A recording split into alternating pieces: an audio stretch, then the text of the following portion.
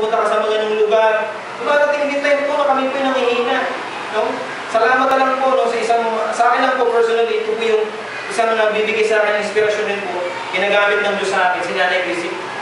Tanda na po siya, I think parang 3 years na kami doon, 4 years na kami. Still si Nanay Christine, yung kanyang panalangin. Nanyo, lagi mo kayong kinakamusta ni Nanay Christine. No? All in all, 3 beses na nagpaalam. Nasabi niya, yung ginahabiling ko na yung mga anak ko sa inyo po. Kasi ito na naman, hihina siya lalakas, hihina lalakas. No? Pero si Nanay Christine, alam niyo po, yung asarap po, sabi niya, pinapanalangin ko po ang home church ko, yung bawat nandugo sa gawain. Asarap po ng gano'n, no? Meron isang video na behind siya po, alam niyo po ang gawain, hindi po lagi kailangan nasa spotlight ka, nasa ka ng camera, hindi mo gano'n ang gawain. Kahit na nasa likod ka, pero yung ginagawa mo, napakalang ginagawa pa lang mo yan eh. Alam niyo, hindi mo natin kailangan na lagi parang nasa, sabi nga isa sa pedestal ka, nakikita ka, hindi mo gano'n ang gawain. Meron po dito yung mga mananampalataya sa salita ng Diyos na kahit wala po sila, hindi sila nakikilala dahil sa kanila kung bakit yung mga ganong mga mananampalataya. Kaya dapat po natin makita na ang sarap po na tayo po nagkakaisa sa gawain po ng Diyos. Yung bang maalala mo lang na, pinag-pray kita sis, pinag-pray kita, parang sarap nun, minanalalanan sa Diyos. Kaya nakakalungkutan ko na every prayer breakfast po dito may mga pagkakataon, wala na yung prayer breakfast. Pakasusunod po, wala naman breakfast. Pakasusunod, wala na yung prayer. At sana supportahan mo natin yung bawat gawain ko. No? Yung Wednesday, alam mo natin, lahat po tayo. Sabi nga natin malabas, so sino bang hindi napapagod? Lahat naman tayo napapagod. Pero sikapin po natin, kunin po natin yung kalakasan natin sa Panginoon. And number 3, hindi ko na masyado kinukuha po yung mga ilang points po. Number 3, lead me in the path of resistance. Ito na, pagkita po na kaninang umaga. Sabi po sa Book of James 4:7, resist the devil and he will flee from you. Satan will try to destroy your influence. Ulitin ko po, Satan will try to destroy your influence and your character. Yan pong gustong gawin ng kaaway po sa buhay po natin. Hindi tayo maka-influensya at tayo pa ang ma-influensyahan po. No? Ayaw pempre po tayo po yung nakaka-influensya. No? Nakikita po natin po yun sa buhay po natin. Tayo po ang nagbibigay ng influensya. Usapan po natin sa 1 Samuel chapter 13. Tingnan po natin isang bagay. Minsan ay bahagi ko na rin po ito. 1 Samuel chapter 13. Sa buhay po ni Saul bilang unang maging hari. No? Chapter 13. 1 Samuel chapter 13, 8 to 14. Kung titignan po natin dito po, no? Dapat po magkikita po sila dito ni Samuel. Ngunit hindi po dumating si Samuel sa pagkakataong ito.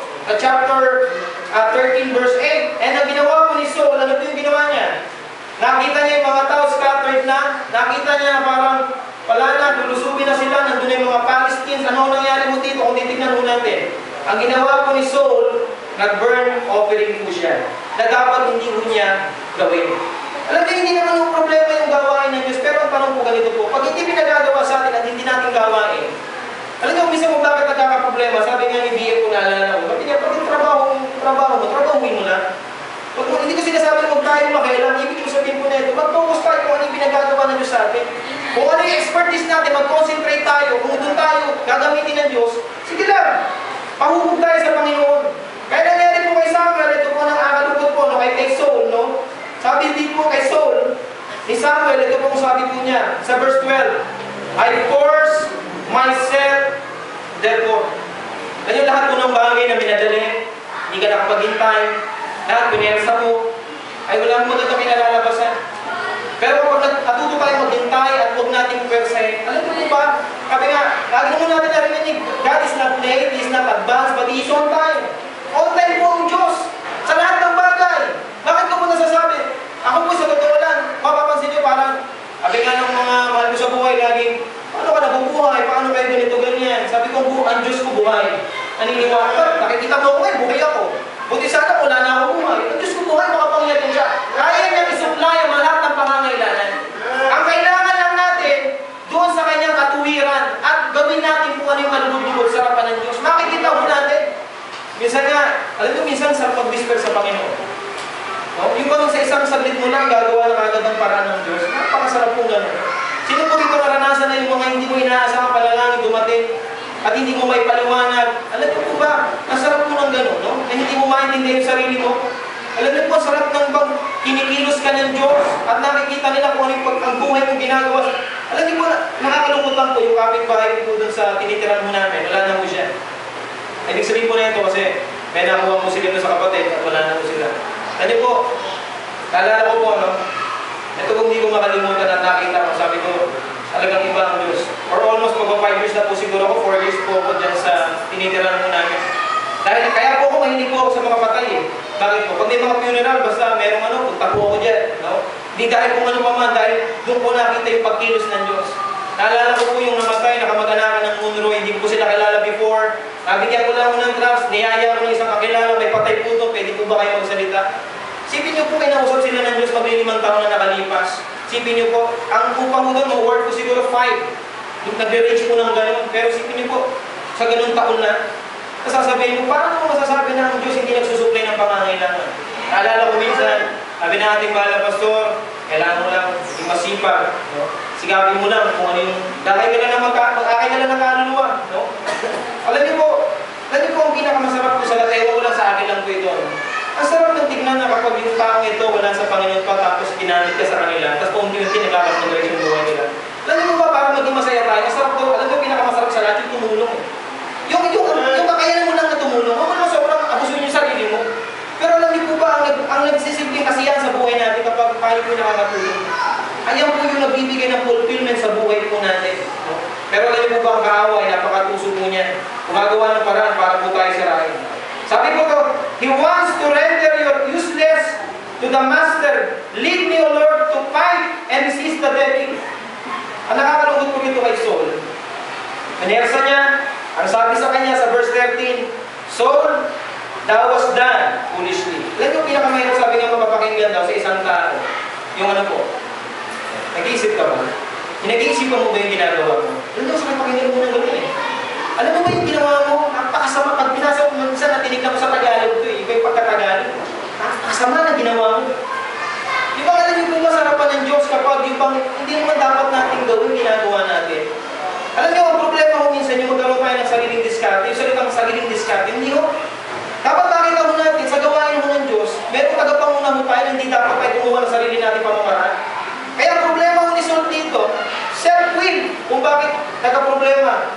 At hindi lamang po, sabi rin po sa kanya, sa verse 14, But now thy kingdom shall not continue.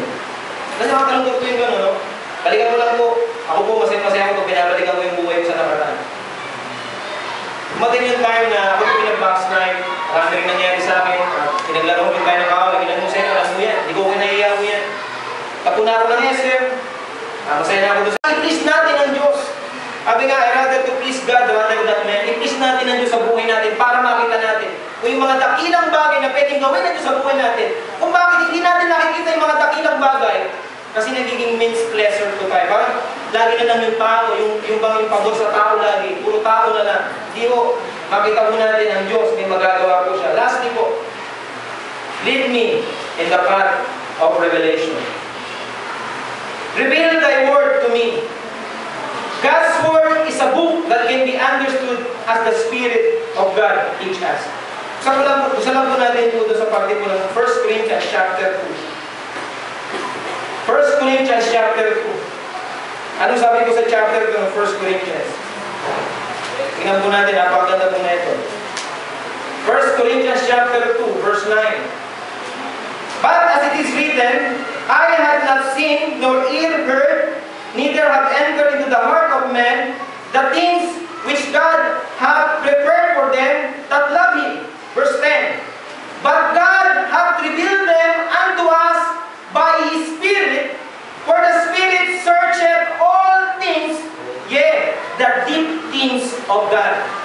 For what man knoweth the things of a man, save the spirit of man, which is in him?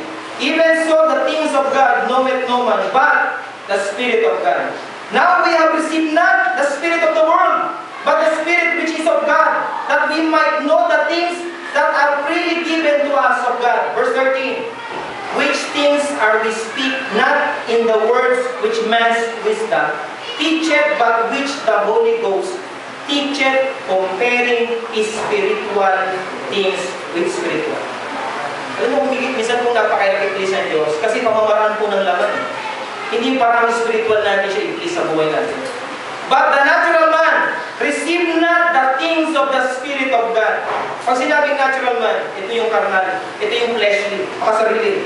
For they that are foolish unto him, neither can he know them, because they are spiritually discerned. Sabi po ng Bible, ang Bible po alam natin, it is a map, a guide, or a pilot, compass, path, destined, first word. David said, thy word is a lamp unto my feet, and a light unto my path. Reveal thy way to me. Ano po pinakamahirap sa lahat pag naglalakad ka? Kung may pintuntahan ka na hindi mo alam kung saan ka pupunta.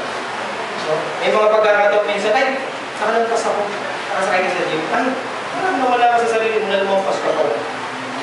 Reveal thy will to me. Yung will po natin. Kundi yung will ng Diyos sa buhay po natin. Alam niyo, pinakamahirap sa lahat yung God's will sa buhay natin. Reveal thy work to me. Ano po sa buhay po natin bilang mga mananampalataya? Wala na akong pinakamahalaga po. Ang Diyos ang mag-lead sa atin sa buhay natin. Lord, lead me. Number 1, the righteousness. Or lead me in the path of righteousness. Lead me in the path of repentance. Lead me in the path of resistance. Lead me in the path of revelation. Alam niyo po, marami na po sana dapat ginawang Diyos sa buhay natin. Alam niyo, kung pwede lang sana dumating sana ng punto na sabi, hindi na ako nag-backslide. Alam, hindi ko lahat po tayo dumating sa punto na. Kung bakit nandito tayo ngayon, dahil po niyan dahil sa kabutihan ng Diyos sa buhay po natin. Kaya, gawin lang po natin yung pinagagawa ng Diyos. Alam ko po na darating yung time, matatapos din natin yung patuloy natin. To be honest po, di po sa pag-ano, may mga pagkakataon din po na napapagod po tayo. Pero minsan may nagtanong, di ba ba napapagod? Siyempre, normal sa tao, napapagod ka eh. Pero tamo na kinikilos ka ng Diyos, gawin ang kanyang kalooban. Wala mo, sarap po. Ulang pa nga minsan eh. Sige lang, sige lang. Isa kasi Pablo, dumating yung time. Pati yung lugar na hindi niya pupuntahan eh. Dahil na sa pagkilos sa kanya, kinausap ko, ano puntahan niyo? Alam din po, kailangan rin po natin sa buhay po natin na lead po tayo ng Panginoon. Hayaan mo natin ang Diyos ang mag-lead sa atin. Tanong po sa gabi nito, sino pong nag-lead po sa atin? Sino po ang nangunguna sa atin? O pinangungunahan natin ang Diyos? Huwag mo natin pangunahan ng Diyos. Hayaan natin ang Diyos ang manguna sa buhay po natin. Kaya i-open prayer po sa gabi nito. Makita po natin sa buhay natin. Wala na akong pinakamasaya pa. So, tayo po ay pangunahan ng Diyos sa buhay natin. Tayo po pumigit tayo mga lang. Aming mapagpalang Diyos, nagpapasalamat po kami sa mga